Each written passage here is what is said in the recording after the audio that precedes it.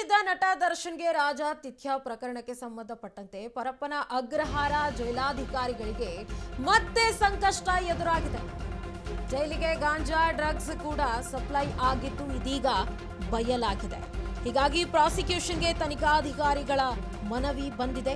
ಜೈಲಾಧಿಕಾರಿಗಳ ವಿರುದ್ಧ ಪ್ರಾಸಿಕ್ಯೂಷನ್ ಅನುಮತಿ ಕೊಡಬೇಕು. ಪ್ರಾಸಿಕ್ಯೂಷನ್ಗೆ ಅನುಮತಿ ಕೋರಿ ಸರ್ಕಾರಕ್ಕೆ ಪತ್ರ ಬರೆಯಲಾಗಿದೆ.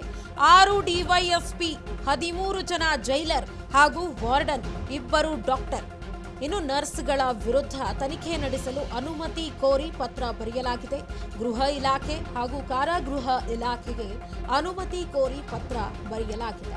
ಜೈಲಿನಲ್ಲಿದ್ದ 8 ಆರೋಪಿಯಾಗಿದ್ದಾರೆ ನಟ ದರ್ಶನ್. ರೇಣುಕಾಸ್ವಾಮಿ ಕೊಲೆ ಪ್ರಕರಣದಲ್ಲಿ ರಾಜಾತಿಥ್ಯ ಪ್ರಕರಣಕ್ಕೆ ಸಂಬಂಧಪಟ್ಟಂತೆ ಪರಪ್ಪನ ಅಗ್ರಹಾರ ಜೈಲಾಧಿಕಾರಿಗಳಿಗೆ ಮತ್ತೊಂದು ಸಂಕಷ್ಟ ಎದುರಾಗಿದೆ.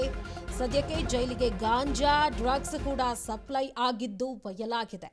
ಹೀಗಾಗಿ ಪ್ರಾಸಿಕ್ಯೂಷನ್ಗೆ ತನಿಖಾಧಿಕಾರಿಗಳ ಮನವಿ ಏನಪ್ಪಾ ಅಂತ ಹೇಳಿದ್ರೆ ಪ್ರಾಸಿಕ್ಯೂಷನ್ಗೆ ಅನುಮತಿಯನ್ನ ಕೋರಿ ಸರ್ಕಾರಕ್ಕೆ ಪತ್ರವನ್ನ ಬರೆಯಲಾಗಿದೆ.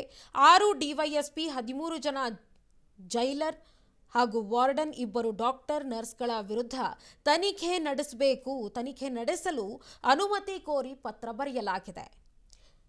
ಗೃಹ ಇಲಾಖೆ ಮತ್ತು ಕಾರಾಗೃಹ ಇಲಾಖೆಗೆ ಅನುಮತಿ ಕೋರಿ ಪತ್ರವನ್ನ ಬರೆಯಲಾಗಿದೆ.